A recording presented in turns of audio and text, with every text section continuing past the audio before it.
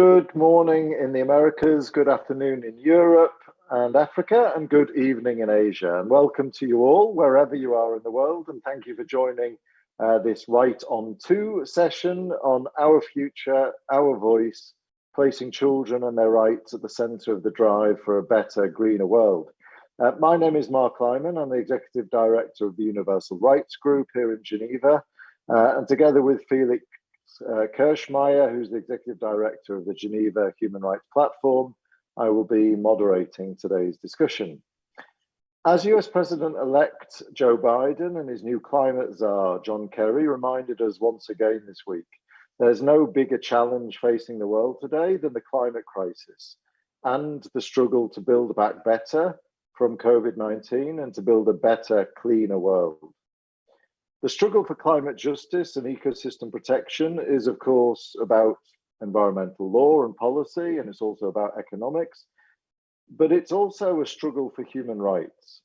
This point, together with the reverse point, i.e. that the full enjoyment of human rights supports more effective and sustainable environmental and climate policies, has been repeatedly recognized by the Human Rights Council and in international environmental and climate agreements, including the Cancun Agreements and the Paris Agreement.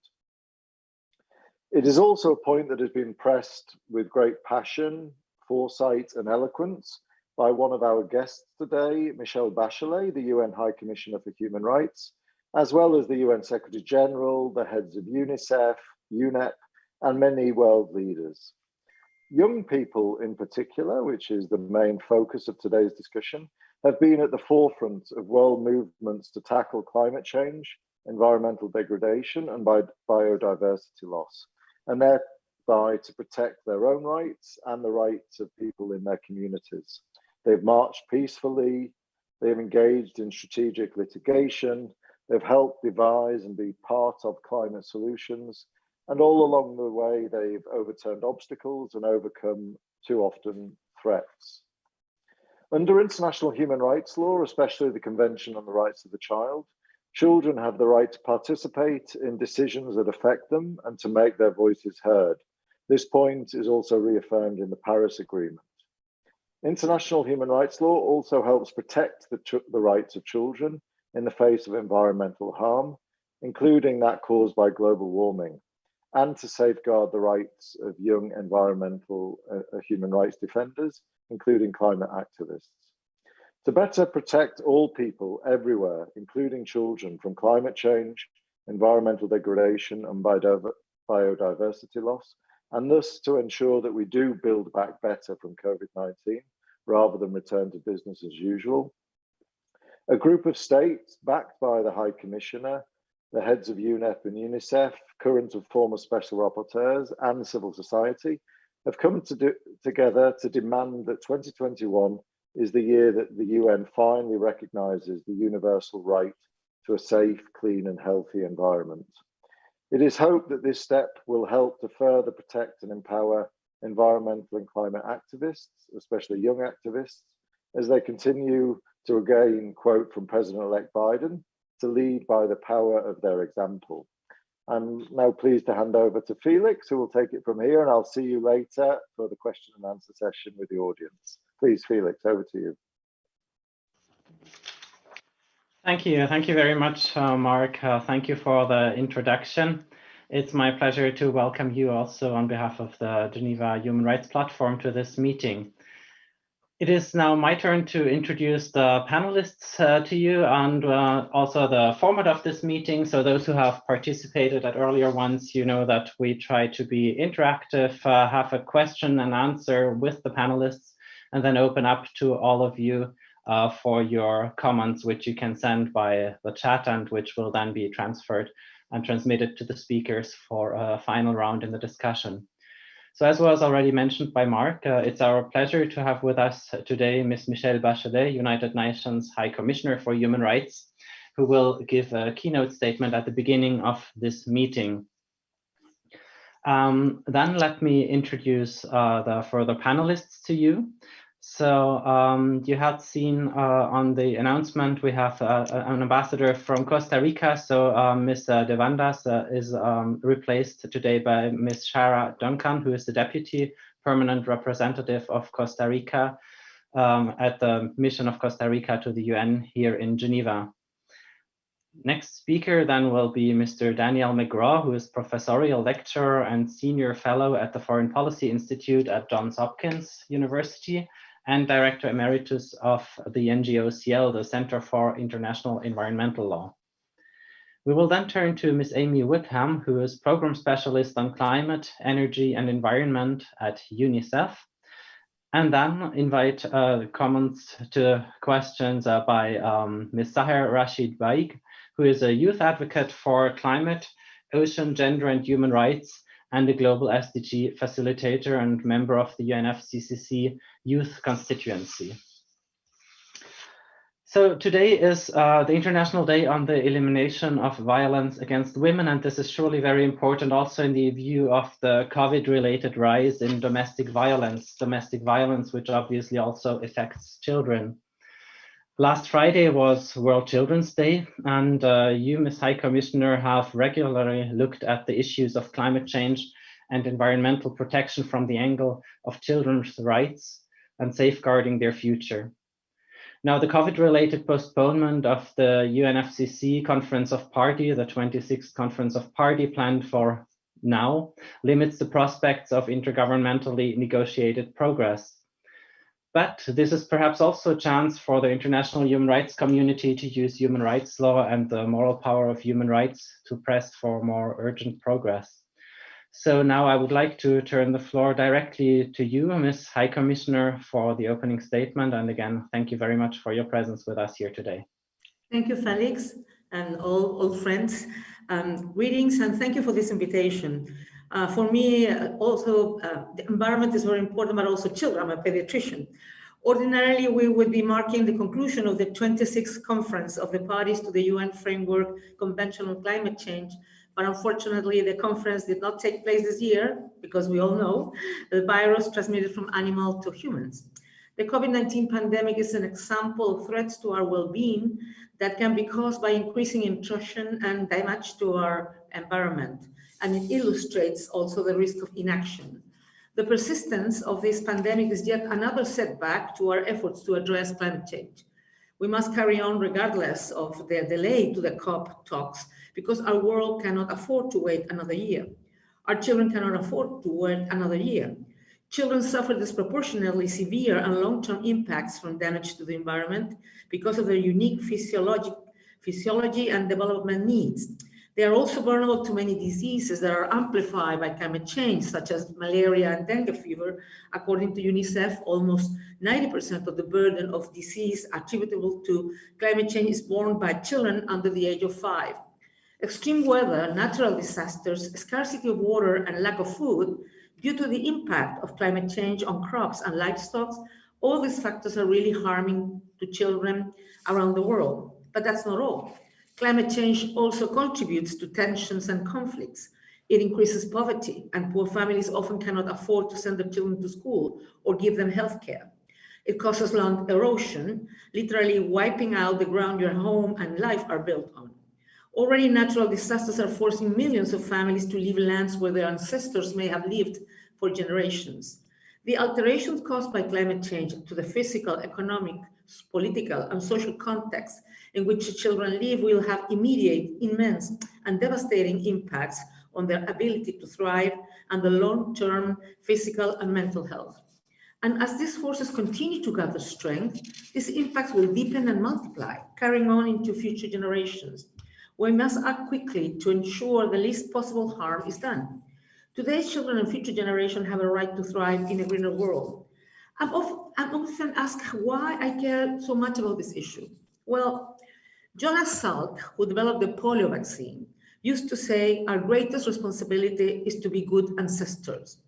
I think that's right. We need to care for others around us in the present, and we must also prepare for our young people and coming generations a future world that can nourish lives of dignity, freedom, and peace. I'm convinced that global recognition of the right to a safe, clean, healthy, and sustainable environment can lead to stronger policies at all levels to protect our planet, our children, and our future. Recognizing and implementing the right to a healthy environment is crucial to ensure a safe and stable climate, a toxic-free environment, clean air and water, and safe and nutritious food. I applaud the action of children and young people to defend this right. The struggle for climate justice and effective, urgent climate action, it is a struggle for all human rights. Marching peacefully and persistently, engaging in strategic litigation, devising climate solutions, overturning obstacles, and overcoming threats, these young people are rightly demanding their rights and voices be taken into account. And we have a duty to ensure their voices are heard and not just heard, acted on. My office will continue to support the rights of children and young people to demand change in support of a healthy environment. Climate litigation is a promising strategic choice when governments fail to act. In December last year, in the case of Urgenda Foundation versus the Netherlands, the Dutch Supreme Court drew on jurisprudence from the European Court and found that climate change creates an imminent danger to the rights to life and to private and family life. The court ordered the Dutch government to undertake substantial specific steps to increase its climate mitigation effort. The Urgenda decision empowers people across the 47 Council of Europe countries to demand their governments do more to address the climate crisis. It has further energized the human rights-based movement for climate action. In many similar cases, people, including children and young people, are demanding a safe and stable climate as a matter of fulfilling their rights.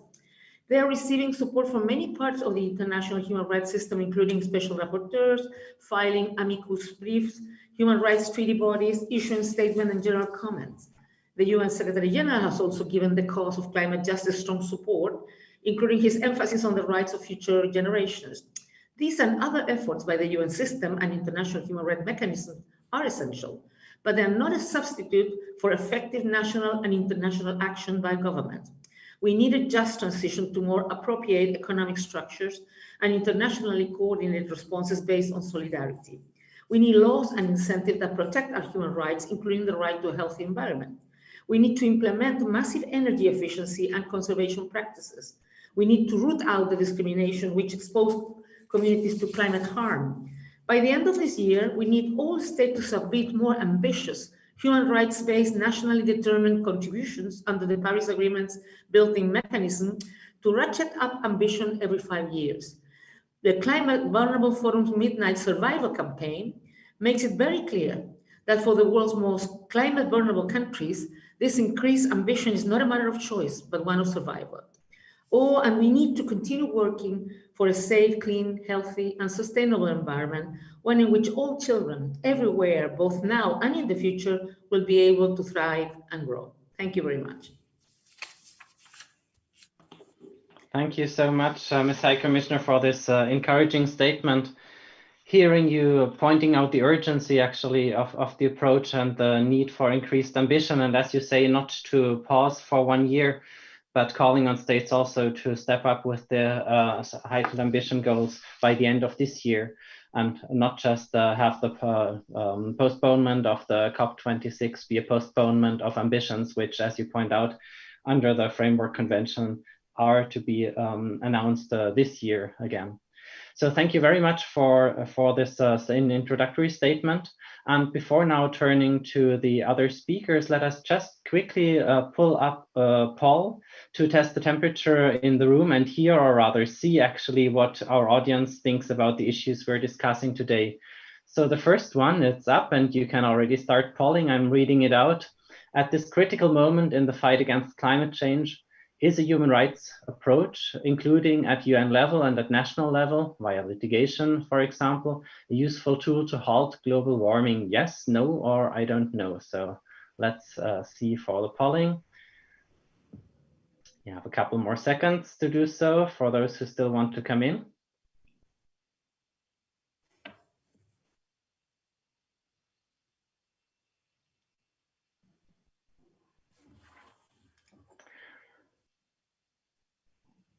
Thank you very much. And I see we have the first result, maybe to be expected in our round here, because sometimes we see it's a little bit like on Facebook. First round of people who engage with are those who share your opinions. But we are reaching out, fortunately, to a wider audience. Also, I think with the recording and the YouTube screening later on of this discussion.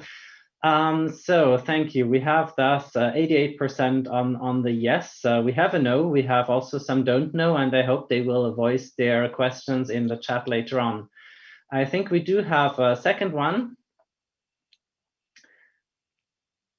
Sorry, is there a second poll? I'm asking the colleagues from the tech support, because I do see here at just a little later, please. Just give us a second. I will. Thank you. Okay. Thank you very much.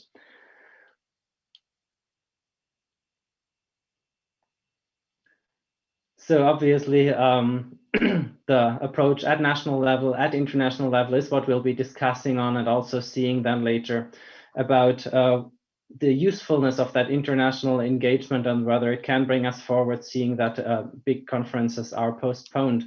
So while we're waiting for the second poll, and in view of the time available to us, maybe we'll have the second poll just after the first speaker. And I would like to turn now actually to Ambassador Sarah Duncan from the Permanent Mission of Costa Rica to the UN in Geneva. Actually, with a very practical question also, will the year 2021 finally be the year that the Human Rights Council and the General Assembly pass the resolutions to formally recognize the universal right to a clean, healthy, and sustainable environment? And is Costa Rica, together with the core group, determined to make that so? So, Ambassador Duncan, over to you with this first question, please. Thank you. Thank you so much, Felix. And I'm very glad and honored to be participating today with you. Sorry, in this conversation. Thank you for the invitation to my country. Well, let me say that climate change is here to stay. And no country has escaped to the impact of the adverse changes in climate. In Costa Rica and Central American region, we're experiencing an increased frequency of extreme weather events like storms and hurricanes, as well as slow onset climate change phenomena. And at the international level, we have been living the most recent example, and has been the COVID-19 pandemic, that reminds us of our overall degradation in terms of the environment and in terms of health, and the relation of this to our security as a species, and also the importance of including the environmental lens to the whole building back better idea. The 21st century is a time in which science and empirical evidence are abundant, and albeit the warnings about the existential risk that climate change poses, it still seems difficult to make the political decisions that are needed to fully face this threat. Unfortunately, sometimes we're more driven by economic interest than science, and that's why only citizens worldwide, especially youth, could keep pushing to accelerate the measures that are required to keep us below the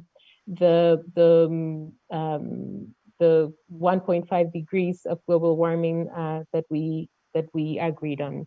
On the specific topic, I have to say that Costa Rica is absolutely determined to push this forward.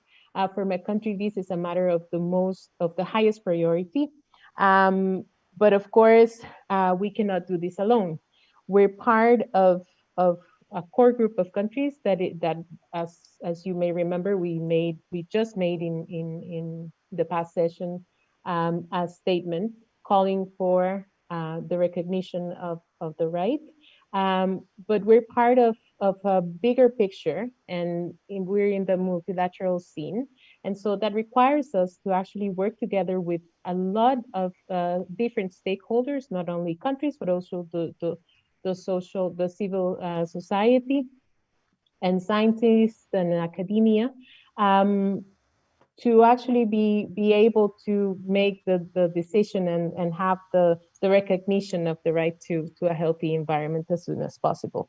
So I would like to make a call for for all of you who are listening to us to continue doing the work that you're doing in supporting this idea.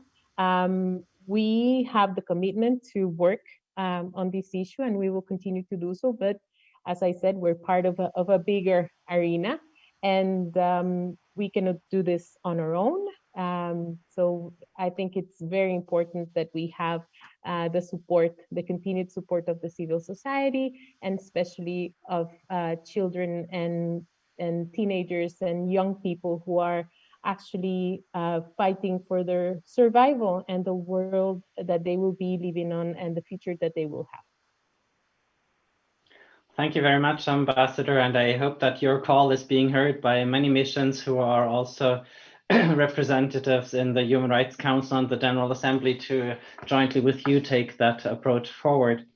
And actually, very often, a very good argument for continuation or for a push forward in the international arena is also a national experience. So if I may just have a quick follow-up question, what real-world legal and practical differences would a global recognition of the right to environment make for people and communities on the ground? Does the right to environment, where it's already recognized in national constitutions and laws, help empower rights holders, including vulnerable people, groups as environmental defenders, children, indigenous peoples? So would you have a comment on that? Yes, Felix, thank you. The recognition of the right actually has a very important impact on the ground. As Madame Bachelet just said it, there has been a rule by a court in the Netherlands suggesting that this is actually part of our survival. And it gives the people the tools to fight and defend the environment, its health, and its sustainability. As I said before, this is the world that the new generations are going to be living, and this is about their future. So yeah, it strengthens the consultation processes, not only with indigenous peoples, but also with people with disabilities, with ethnic minorities, with women, and with the youth. And it also increases the responsibility of states to monitor the impact of the activities, especially of the private sector, in the environment. You know, for example, there are some transnational enterprises that actually, right now, there are no tools to oversee all the activities they have all over, and that could have an impact, a serious impact on the environment. And in line with our national commitment to decarbonize the economy and to protect the environment for the generations, we will continue to promote the recognition of the safe, clean, sustainable, and healthy environment. And we will continue to support the efforts in this area. Thank you very much. Thank you, Ambassador. And indeed, we have another poll, and I think I know your answer to this poll because it is a similar question what I just posed to you, but I'm now putting it to all our participants. So in your views, would a UN recognition, universal recognition of the right to a clean, healthy environment help protect and empower environmental defenders and climate activists? And again, obviously, I'm very much interested to see later on the questions also of those disagreeing with our suggested question here. So yes, I see the polls going on. There is yes and no's.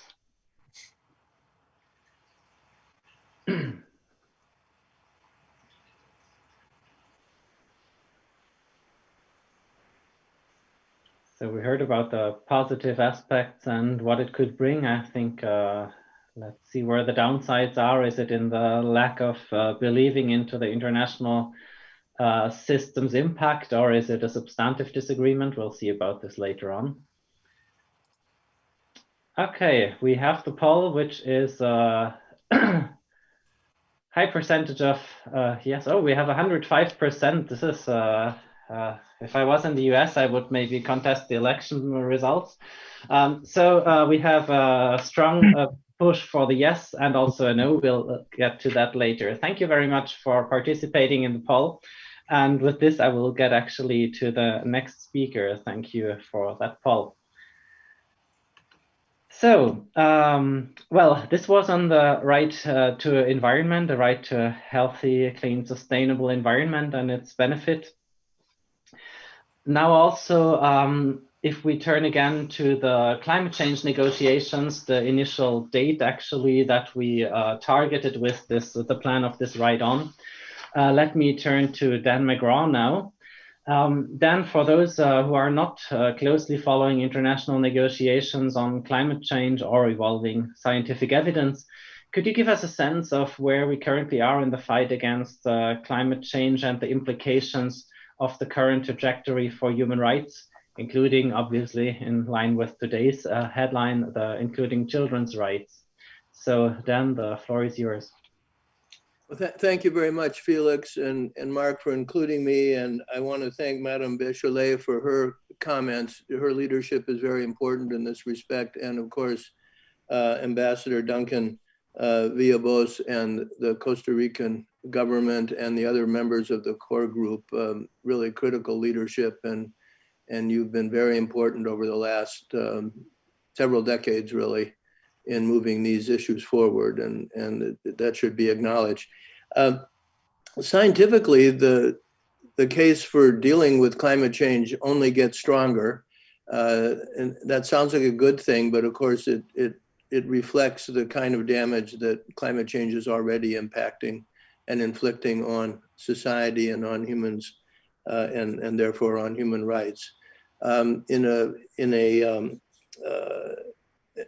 In terms of the Paris Agreement, as has already been mentioned, we need, as Madame Bachelet said, we need to ratchet up ambitions. It's clear that the current set of nationally determined contributions is not adequate. We need to strengthen those, and of course that includes the US. And since I am here, let me say a couple of specific things about that. President-elect Biden has said, and I'm sure he means this, that the US will rejoin the Paris Agreement. He's appointed John Kerry, as I think you all know, has already been mentioned actually, as his climate ambassador, which will be a cabinet level rank in terms of his being able to participate in meetings and that sort of thing. He's experienced, as you know, he and Al Gore organized the first congressional hearing on climate change back in the 80s. He's been involved ever since. He's an experienced diplomat, and he likes to see action. He's not there just for the headlines and that sort of thing. So I'm very encouraged by that. President-elect Biden has also said that he's taking a government-wide, society-wide approach to climate change, which reflects the degree to which climate change penetrates all aspects of our economies, of our societies, and that's also very welcome. He seems to be embracing youth. I haven't heard any discussion of children's rights or human rights in this respect, but I'm optimistic that somehow we can get to his people, and John Kerry certainly knows the arguments. Now, there are a lot of challenges, as you probably also know. One challenge is the continued obstruction of many in the Republican Party. I don't need to explain the different aspects of that, but it's a continued issue. There's a very delicate situation in the U.S. Congress, both in the House of Representatives in terms of the strength of the Democratic majority, and in the Senate, where we don't even know which party will control. But in any event, even if the Democrats win these next two elections, it's going to be very tenuous in terms of what they can do there. So all of his skills and Vice President-elect Kamala Harris's skills are going to be required in that respect. Having said that, I'm sure that executive action can do a lot, and I think he will attempt to do that. He will work, his people will work with state governments, local governments, universities, CSOs, IGOs, I think this is going to be an across-the-board effort, and I'm very encouraged by that. So we'll see what happens in that respect. The CSOs are viewing the ghost COP. Of course, it would have been better to have a real COP and have a real strengthened ambitions put on the table.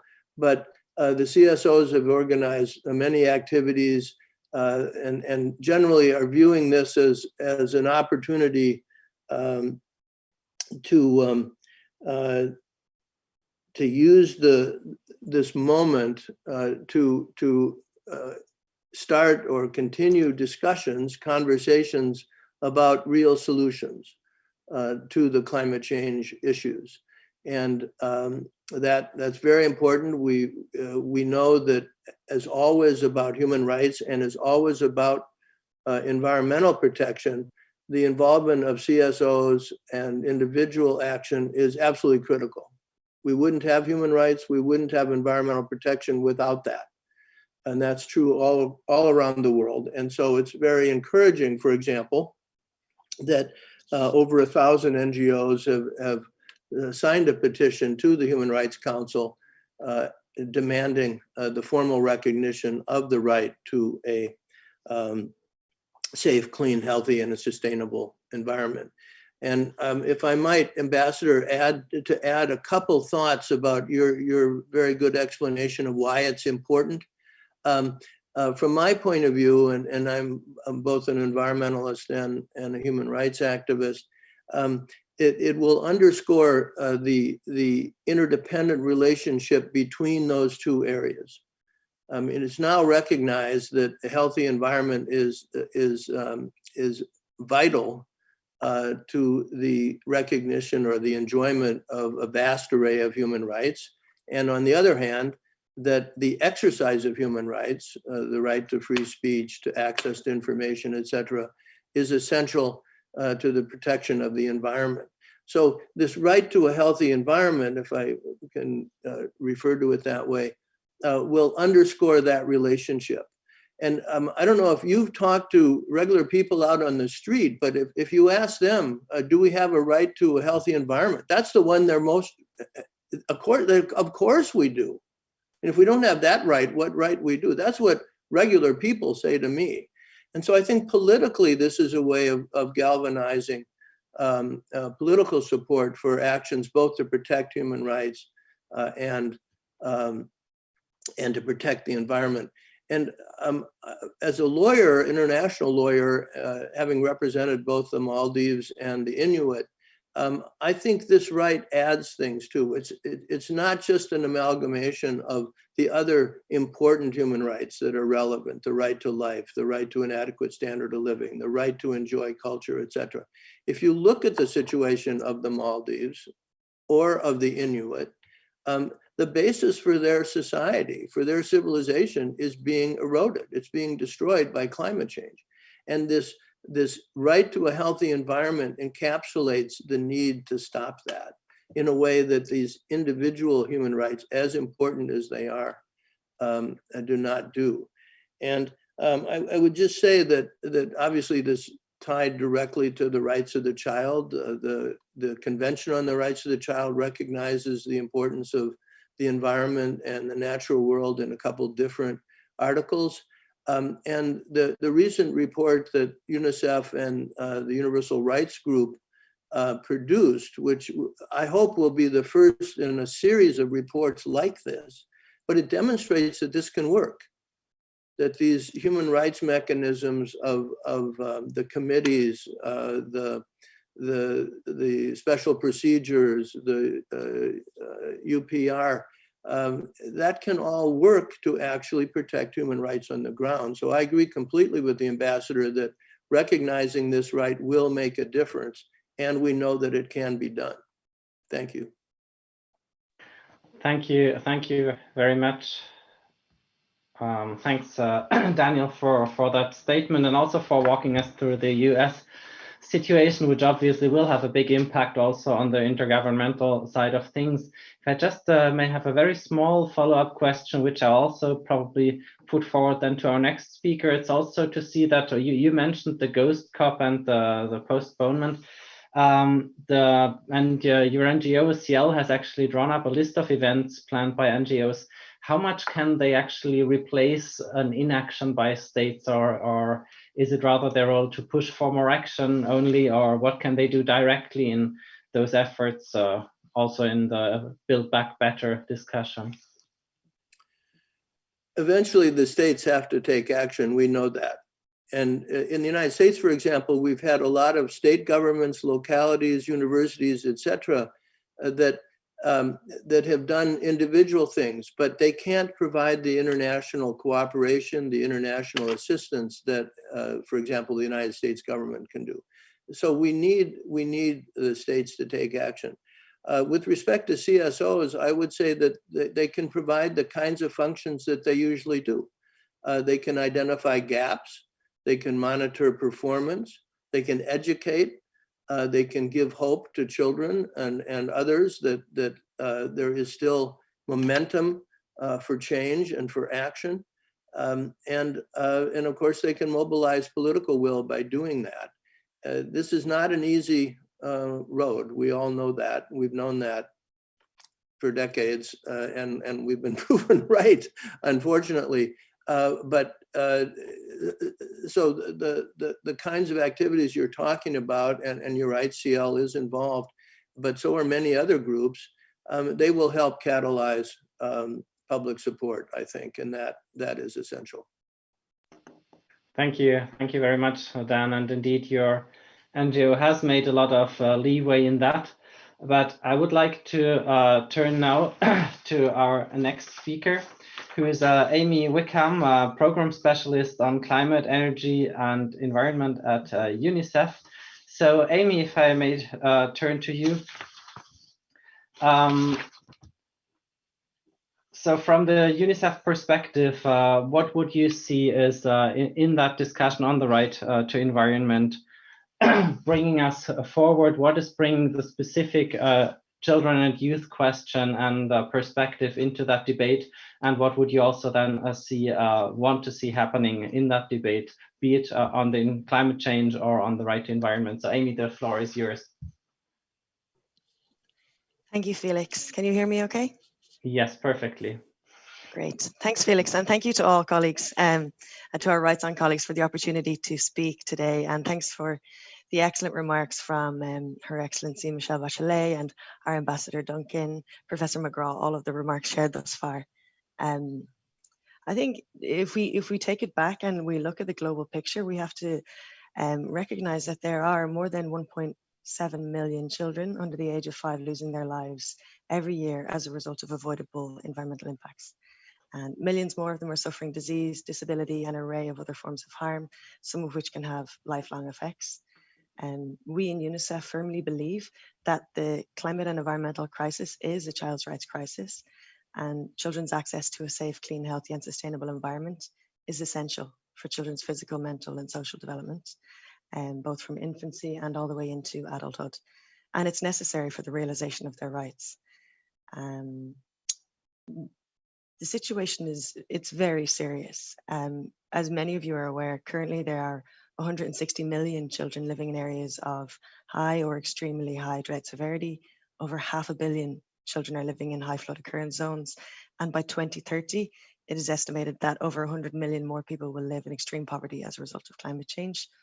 And children are bearing the biggest brunt. They bear the biggest brunt of the impacts of climate and environmental pollution. They are physiologically and emotionally more vulnerable to these risks due to their unique stage of development.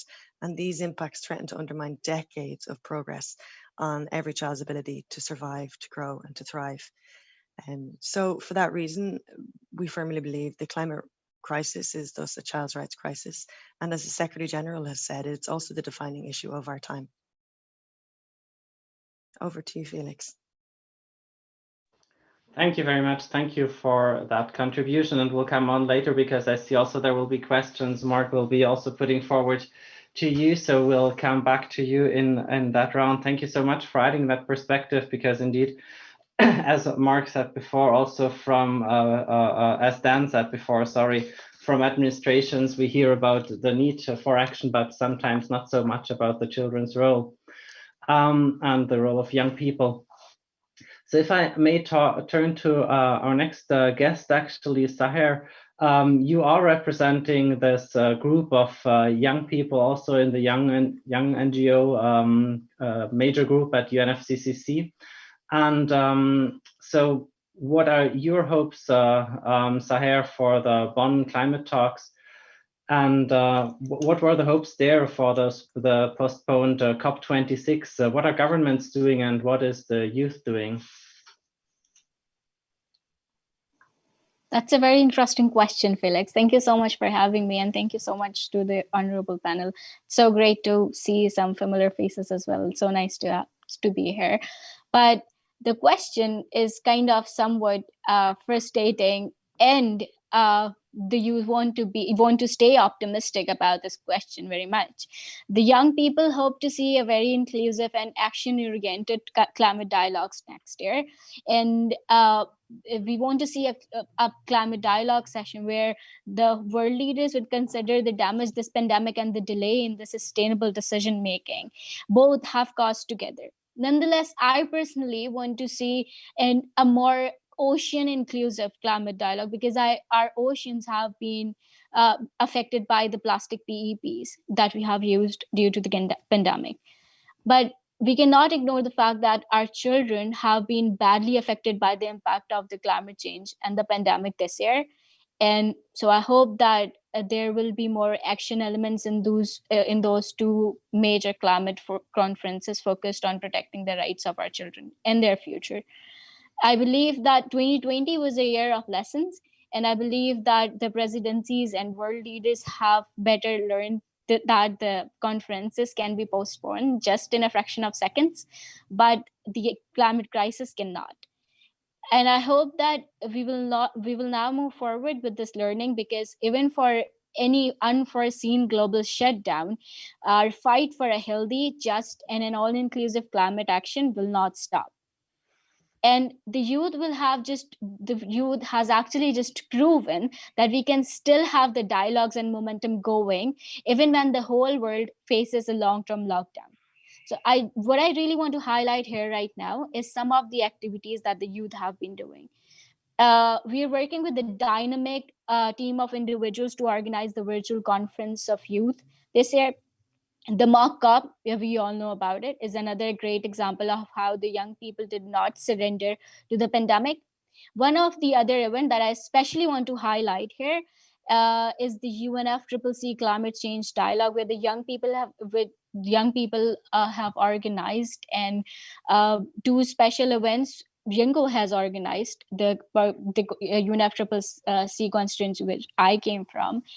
And one of them is especially focused on the COP25 Intergovernmental Declaration, and it's happening on the 22nd of December in collaboration with Human Rights Working Group of Yingo and Children's Environmental Rights Initiative and Unicef.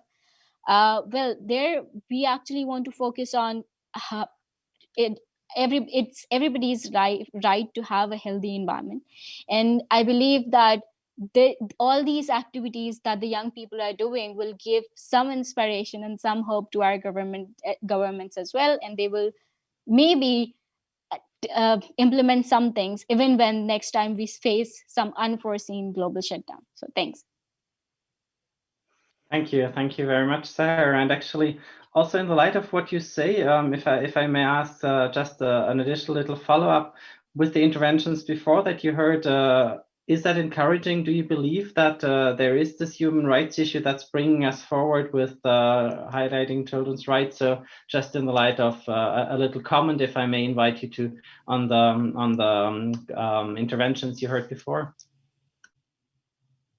So the interventions that I have heard before were were somewhat encouraging, but the youth is still a bit frustrated because I don't know if it's totally not visible, but just as the professor said, it's actually about the life and death for many people.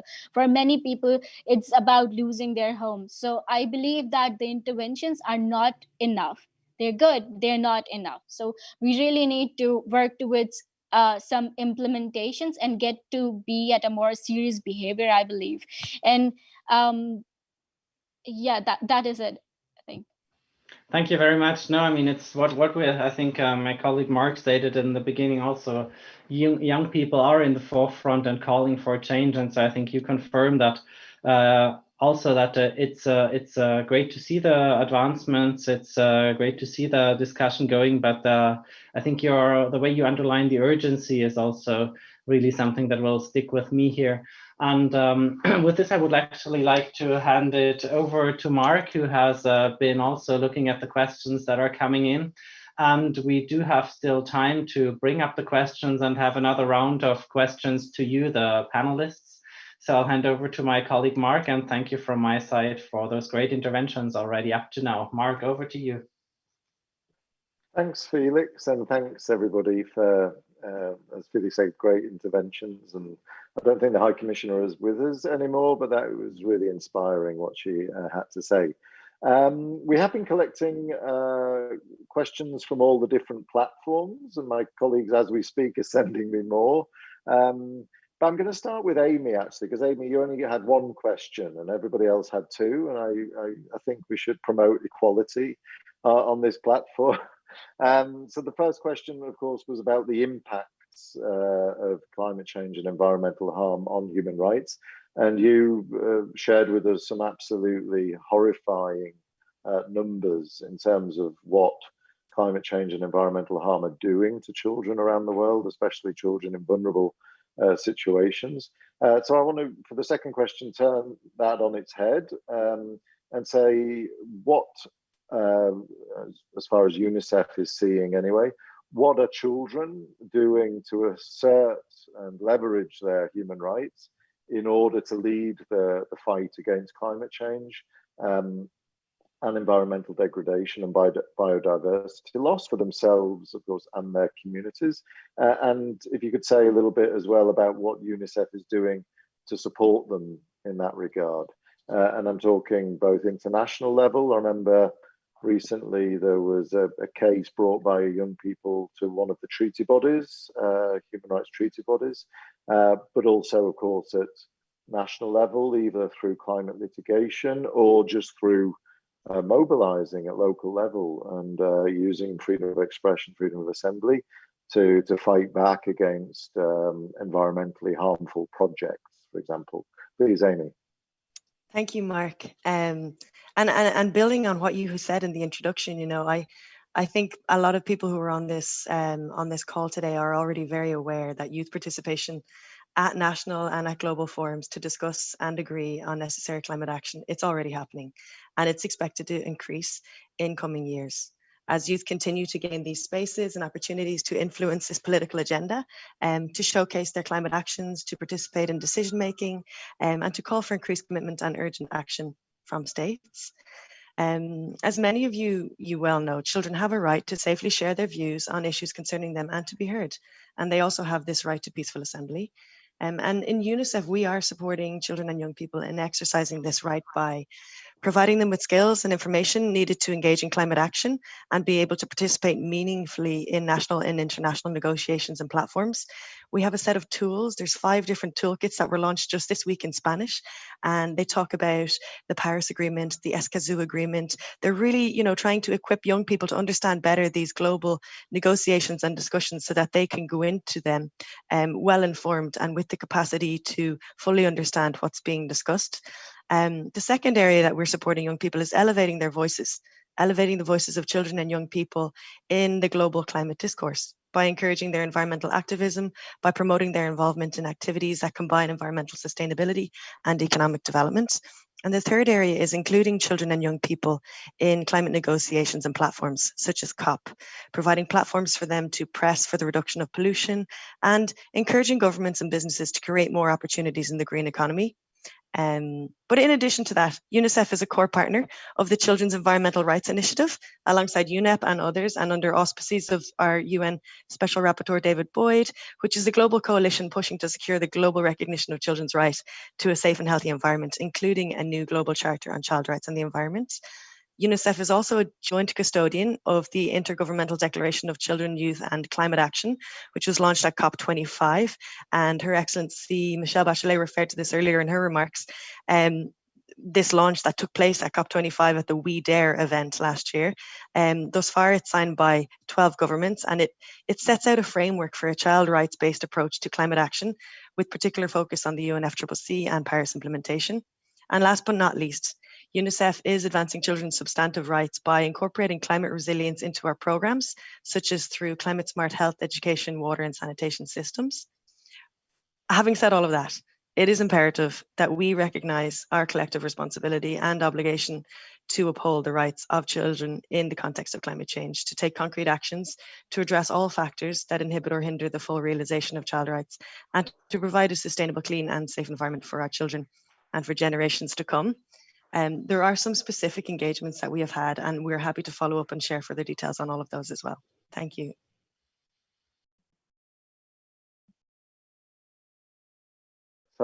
Sorry, I was muted myself.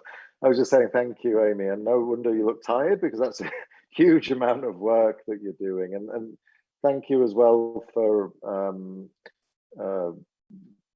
pointing out at the end that it's great to celebrate the inspiring work being done by children and young people around the world, but that doesn't absolve the rest of us from our collective responsibility. Sometimes I have the impression with politicians and world leaders that they point to children and say, you know, look, children are taking the lead, and it's almost a way of saying, so don't bother me anymore with this because children are doing it. And of course, that's absolutely nonsense.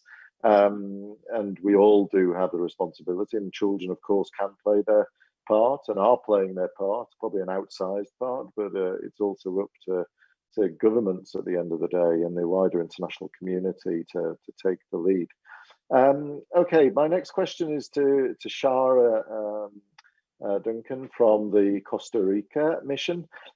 Shara, often in Geneva, as you know, the Universal Rights Group is part of the NGO coalition you mentioned that's pushing for universal recognition of the right to a clean and healthy environment. One of the things we hear, one of the reasons for objection to this universal recognition that we hear from some states, including, I would say, surprisingly, some states that normally take very progressive positions on environment and climate change. I won't name names, but they know who they are, European countries including. They often use the excuse that, look, we don't have the right to environment in our own national constitution or our own national laws. Therefore, we're very uneasy with being involved or supporting universal recognition of that right. And I'm putting you on the spot here a little bit, but I know you'll be diplomatic. But what do you think about that kind of reasoning or excuse? And what does Costa Rica say or want to say to those countries that are taking that position? Shara. Thank you, Mark. Thank you for the question, which is actually, it puts me on the spot, but it's actually very interesting. It's very interesting because I think we need to make a difference. We need to have the conversation of what is it that we're talking about when we talk about the right to a healthy environment. Are we talking about something absolutely new that nobody recognizes, that we have not engaged and we don't have any obligation towards this? Or are we talking about building bridges between what we already have in place and what people actually need, and the way people can actually participate in our survival as a species? So I think that's very important to say. Also, the second thing is that not only we need to convince people that this is a conversation that is absolutely linked to our survival, but it's also absolutely linked to the enjoyment of all the human rights that we already have. We cannot talk about having the right to health if we don't have a healthy environment. We cannot talk about having the basic right to life if we don't have a healthy environment. The same thing happens with all of the human rights that we have recognized, because of course human rights are integrated. They cannot be seen like be somewhere, you know, in a silo. They're all intertwined, and I think that's also very important. The third thing is that this is also a matter, we need to change our minds and start thinking about this as also profitable. It is profitable to invest in the environment. It's actually good business. It's good business when it comes to the money you have to invest in the health of the people that live in your country, in your health systems. There is a lot of money when it comes to clean energies. There is a lot of money involved when it comes to I don't know, all the I mean, the resources are going to be there longer if you use them properly and sustainably. So I think it's actually a matter of thinking ahead and looking to it as an integral part. And the other thing is that we already have some of these obligations under international law. The Paris Agreement is almost universal. The Convention of the Rights of the Child is almost universal. The ICCPR has a large number of countries signed to it. In Latin America, we have the Escazú Agreement that Amy just mentioned. We have had the Rio Principle 10 for a very long time as well. And I think that it's time that countries really understand that this is not something super new, that this is something that is actually just completing what we already have in place and making it more tangible for people to actually be able to exercise their rights. And also that we have a responsibility with the future generations, and we have a responsibility with you know, the generations of humans that are coming after us. But of course, this is a conversation that we need to have with countries. That's why we have started last year a round of consultations that we intend to continue and to deepen this year in order to be able to tackle some of the difficulties and the issues and the doubts that some countries may have when it comes to these issues. And that would be what I have to say at this moment. Thank you. Thank you, Shara, also for pointing out that, well, you said it more diplomatically than this, but it's partly about just getting governments to open their eyes and think bigger, and take off the kind of conservative, oh, we haven't done this before, so we can't do this in the future kind of mentality. And as you also very importantly said, it's about explaining that action to protect the climate and protect the environment doesn't have to be a cost. It can benefit the economy, and it can benefit jobs, and that that idea is also what gives me a little bit of optimism along the same lines as Dan McGraw, that the Biden administration will be able to act on climate change, because he's very cleverly, I think, made this as much about jobs and the economy and recovering from COVID-19 as he has about climate change and the environment itself. Talking about Dan McGraw, that brings me to a question to him. By the way, everybody, normally today we've agreed, we have the agreement of the technical people to go over to 10 past 4, so we have another 10 or 11 minutes to ask the last questions to the speakers. Dan, very briefly, although this is a question that you could probably go on about, we've mentioned, the High Commissioner mentioned climate litigation or environmental and human rights litigation in the context of the Netherlands. There's also a big case at the moment going on in Norway, I've seen in the press. Are you there, Dan? Oh, yeah, there. Yeah, okay. As a non-lawyer, could you say just a little bit, and again, very briefly, just a minute or two, about this, what seems to be a growing use of climate, environmental and human rights litigation as a way for affected communities to leverage their rights to fight against climate change and environmental harm? Sure, thank you. Litigation can be very important legally if one wins, politically even if one doesn't win in a legal sense, and it's also a way that individuals and communities can give voice to their own reality, which is slightly different than the political sense I meant. Legally, the case in the Netherlands is a good example of where it seems to have had a real impact. Certainly the decision is clear. How the Dutch government responds is yet to be seen over time. The Norway case and many others, there are hundreds around the world right now. Some of them will succeed and some of them won't. It depends very much on the country. I'm talking now about domestic litigation. So we'll see quite a bit of it, I think, and in some of those countries it will succeed, and I'm afraid in many it won't. I think in the United States it's a very hard sell for most direct-on confrontations. There are other kinds of more sideways issues that raise climate change that may be successful. I would point out there's also litigation at the international level. So the first one was the Inuit case in the Inter-American Commission on Human Rights. We never expected to win an outright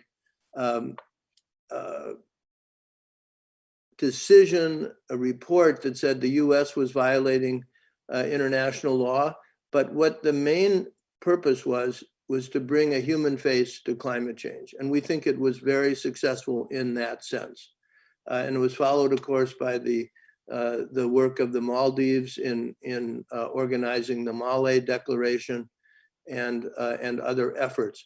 So, and there are now cases in the Human Rights Committee as well. And those cases can bring a different kind of pressure on countries, as we all know. So I think it's a very important effort and I applaud it. We have to be realistic about it, but the political side of that is very important. If I might also just say something in response to your last question, Ambassador Duncan is absolutely right. These are not new issues. 155 countries have already agreed to this, either in their constitution, in their legislation, or in some international instrument. That didn't happen in the last year. That's been happening for decades, literally. So these are ideas that are there and they're legally recognized and they're implemented. So that's one point. A second is that there are some things that are new. I mean, I think these efforts that Amy and Zahir talked about, focusing on the children's aspect of this, is new. And that's very exciting. Another thing that's somewhat new is that over the last couple decades, we realized that nature is the actual infrastructure of our society, of our civilization. And the concept is ecosystem services, what nature provides us for free. And it's absolutely clear that and I could run through that, but we don't have time, that without nature, our civilization simply could not exist. And that goes to something that Ambassador Duncan said. It's not just profitable for industry and business to take care of the environment. It's the best way for governments to govern effectively, cost effectively. Example, New York City bought the watershed for New York for its own watershed, $5 billion. This was years ago when that was a lot of money. That was much cheaper than trying to clean the water in order for its people to drink. So this is just one example of a cost-effective measure that's based on the idea of ecosystem services, and that relates directly to the notion that there's a right to a healthy environment, because that runs across all of these human rights, as others have said. Thank you. Thanks, Dan.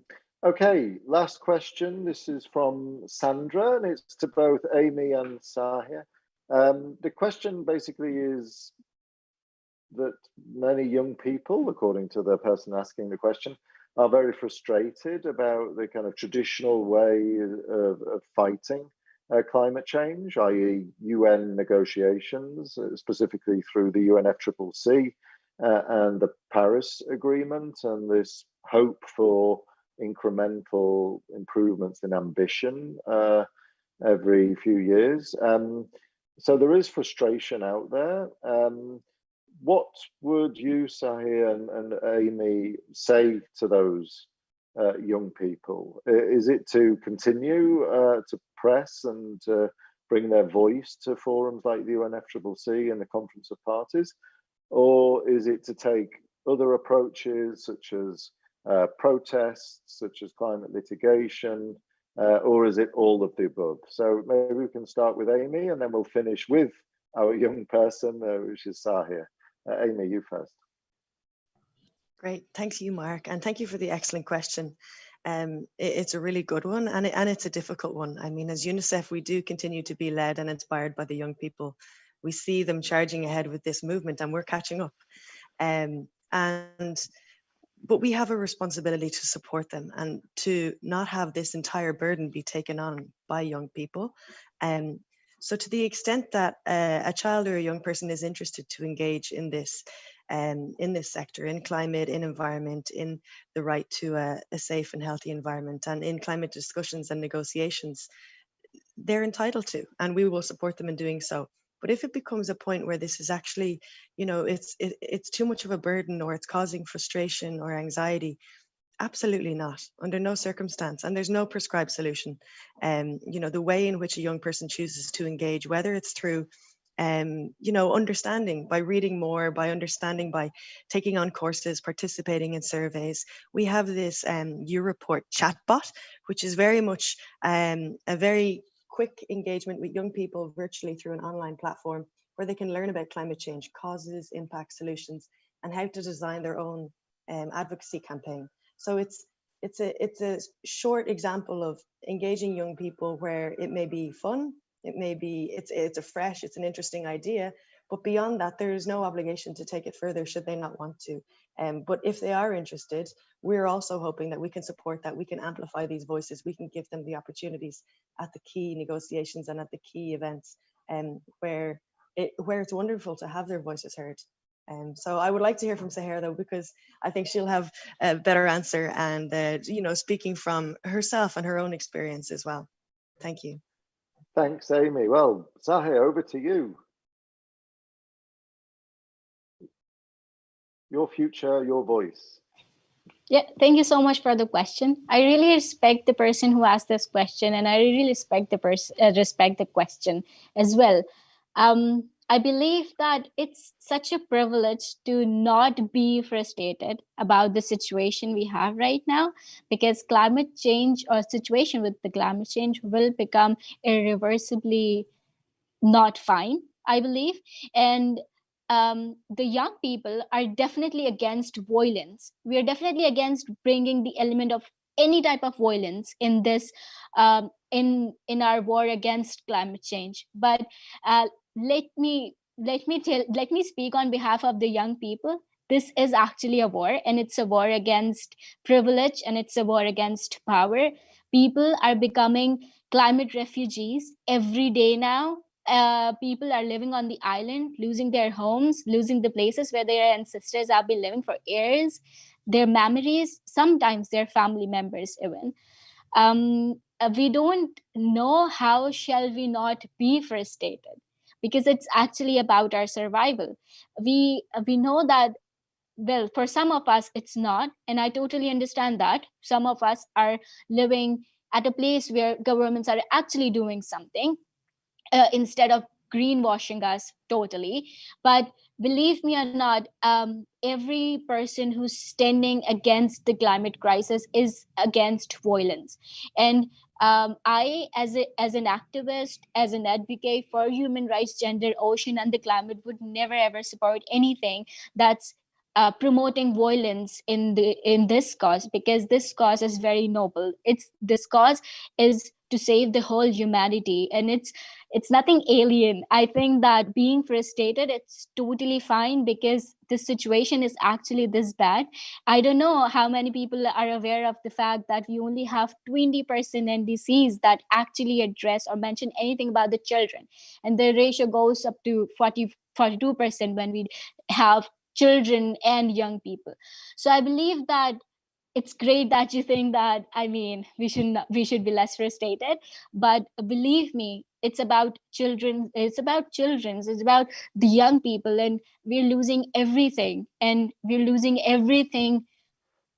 day by day. And if it has not come to you yet, I hope that it never will. I hope that you will understand how serious it is, and you will start to do something about the climate in your own capacities. And this is what the activism and advocacy journey is all about. You don't have to be on the road, you don't have to be on the TV, you don't even have to be at my place talking to people. You just have to be yourself. You just have to think sustainably. You just have to change the way you live. Maybe you start consuming less. This is how it starts, and it never gets to the violent part. We don't support violence in any cause, but it's totally fine to be frustrated. This is what I want to say, because it's about our future. Thank you. So I agree fully. It's completely fine and completely normal that you're frustrated and other young people are frustrated. The UN tends to be a quite frustrating animal. But as you said as well, it is a noble fight that you're engaged in, and you inspire all of us who are watching. So please do continue. When I say a noble fight, I don't mean a fight in the sense of violence, as you said, but a noble struggle maybe is a better word. But thank you for your very powerful words. Thank you to everybody else, Amy, Dan, Shara, my co-host Felix, Natasa and a team from Diplo. It's been a really great discussion, loads of interesting insights and thoughts. So thank you for those. And RightOn will be back. I'm not sure if it will be this year. It will be maybe in January, but we'll provide more information then. And in the meantime, my main message is to Shara, actually, and that's good luck, Shara, with pushing everybody to get universal recognition of the right to a clean, healthy, and sustainable environment next year. I think you've heard today it really is so important, and believe me, you have the support of all of us as you do that. So best of luck. And in the meantime, everybody else, have a very nice rest of the morning, a nice afternoon, or a nice evening. Goodbye and thank you. Thank you. Thank you so much. Goodbye. Goodbye. Thank you so much.